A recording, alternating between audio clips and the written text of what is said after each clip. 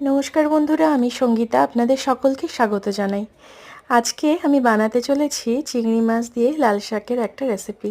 প্রথমে চিংড়ি মাছগুলোকে ভালো করে ধুয়ে পরিষ্কার করে নিয়ে তাতে একে একে নুন আর হলুদ মাখিয়ে নিতে হবে।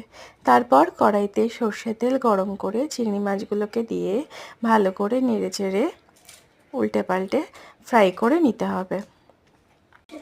এবারে ওই চিংড়ি মাছ ভাজার তেলের মধ্যেই দিয়ে দিতে হবে গোটা জিরে আর শুকনো লঙ্কা ফোড়ন। তারপর দিয়ে দিতে হবে সমস্ত সবজিগুলো। এখানে আমি কাঁকরোল, কাটিকচু, আলু আর ভেন্ডি ইউজ করেছি।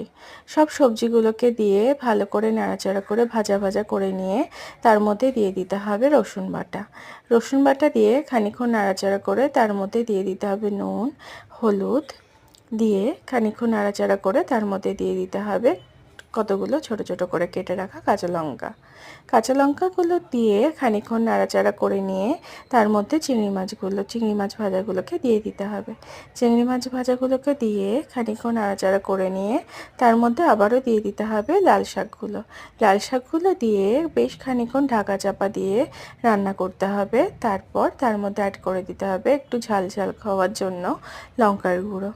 বেশ খানিকক্ষণ ভালো করে নেড়েচেড়ে ঢাকনা বন্ধ করে এবং ঢাকনা খুলে নাড়াচাড়া করে এভাবে রান্না করতে থাকলেই রেডি হয়ে যাবে আমাদের চিংড়ি মাছ দিয়ে লাল